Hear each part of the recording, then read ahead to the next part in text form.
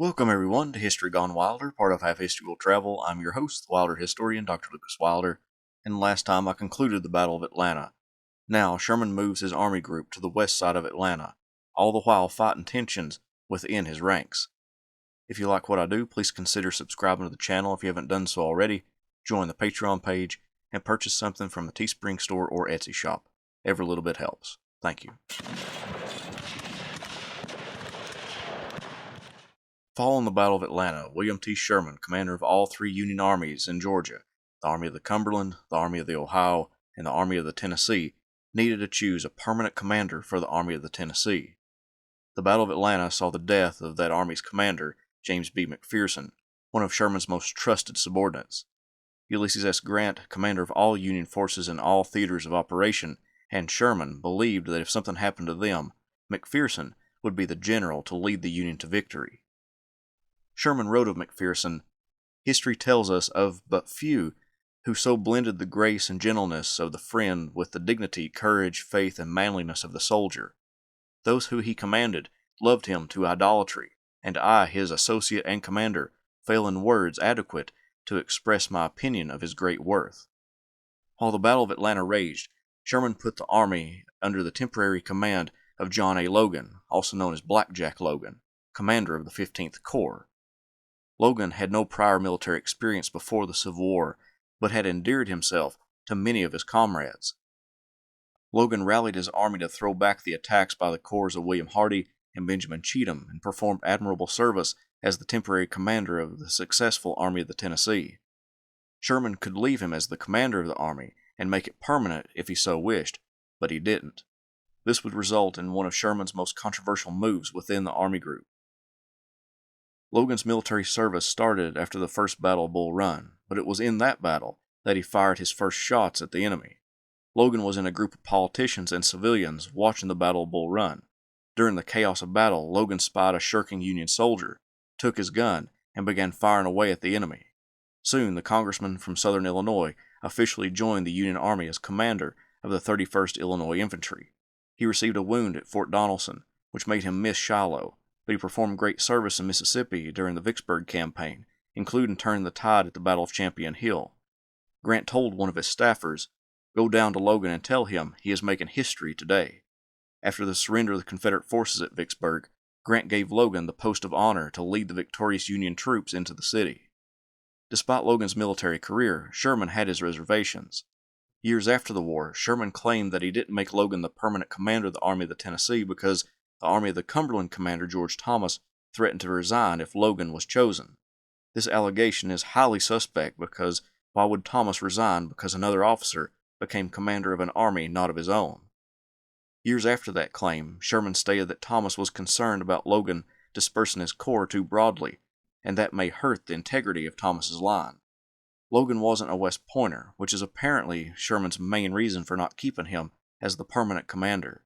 In this regard, Sherman critiqued Logan for not understanding logistics or grand strategy, a very arguable statement. Plus, the only time that Logan could exert control over grand strategy was the day or two he had been commander of the Army of the Tennessee. In his campaign to capture Atlanta, Sherman wanted to move the Army of the Tennessee around to the west side of the city. Sherman claimed that since Logan hadn't been trained in logistics at West Point, the maneuver that was to be performed would be extremely difficult, and Logan may bungle the movement. At 3 p.m. on July 24th, 2 days after the Battle of Atlanta where Logan took command of the army, Sherman made his decision. The new army commander would be Oliver Otis Howard, and Sherman sent the necessary paperwork to Washington for Lincoln and the administration to sign off on. Howard commanded the 4th Corps of the Army of the Cumberland. It was an odd choice to say the least. Both Howard and Logan held commissions as major generals from the same date, November 29, 1862. Howard had proven himself brave in battle, having lost his right arm at Seven Pines in 1862. The 33-year-old Howard commanded all Union forces at the Battle of Gettysburg on the first day, when the 1st Corps commander John Reynolds was killed, until Winfield Scott Hancock made it to the field. However, as one historian explained, perhaps no Union general in the Civil War consistently found himself in such predicaments on battlefields than Oliver Otis Howard. Few commanders, North or South, have been routed from more battlefields in 24 months of war than General Howard. He was routed from Chin Ridge at First Bull Run, from the West Woods at Antietam, and from the north end of town at Gettysburg, not to mention it was his troops who were routed by Stonewall Jackson's famous flank attack at Chancellorsville. During the Atlanta campaign, Howard didn't fare any better. His time as commander of the 4th Corps was lackluster. Despite these problems, Sherman still favored Howard over Logan, a much more successful Corps commander. The request by Sherman to place Howard as the Army of the Tennessee commander didn't just impact Logan, it also impacted the Army of the Cumberland, particularly its 20th Corps commander, Joseph Hooker. Hooker had been the commander of the Army of the Potomac when Howard was routed at Chancellorsville and outranked the younger Howard. Hooker took Howard's appointment as a slap in the face and handed in his resignation to Sherman, which Sherman happily accepted because Sherman didn't like Hooker. Hooker sent objections to his superiors, but Grant told him that a major general was only entitled to command a division. With Hooker resigning and Howard being promoted, this left George Thomas and the Army of the Cumberland with 2 vacancies for Corps commanders. The capable and dependable David S. Stanley took command of the 4th Corps. Stanley was a veteran of battles in Missouri and engagements east of the Mississippi River like Corinth, Iuka, and Stones River. Henry Slocum, the former 12th Corps commander in the Army of the Potomac, who had spent a great deal of time since the fall of 1863 overseeing Vicksburg and its district, came outside Atlanta to take control of the 20th Corps. Sherman asked for Howard's appointment on the 24th of July and would get confirmation late in the day on the 26th. Sherman also had tensions within his 16th Corps of the Army of the Tennessee. Fighting Tom Sweeney was an Irish immigrant who came to the United States when he was 13. During the Mexican-American War, he was wounded twice. The one in his arm was so bad that it needed to be amputated. Fighting Native Americans before the Civil War, Sweeney took an arrow to the neck. At Shiloh, he was shot twice in his only remaining arm and once in one of his legs. This battle-scarred officer carried a powerful reputation as a hard fighter. Comically, someone commented that he delivered his orders in 3 languages: English, Irish American, and profane. On July 25th, Sweeney got 2 visitors, his Corps commander, Grenville Dodge, and a fellow division commander, John W. Fuller. Sweeney didn't like either of them, and they, likewise, didn't like him. They began to argue, and Sweeney accused the other 2 of not supporting him properly. Dodge began to argue with Sweeney, which resulted in Sweeney calling him a liar and a coward. Dodge smacked Sweeney across the face, and Sweeney punched Dodge in the nose.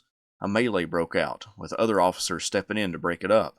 Commander of the Army of Tennessee, John Bell Hood, by the 25th of July, had only been in command of the army for about 6 whole days, and had already lost nearly 9,000 men, putting his infantry count to a little less than 40,000 troops.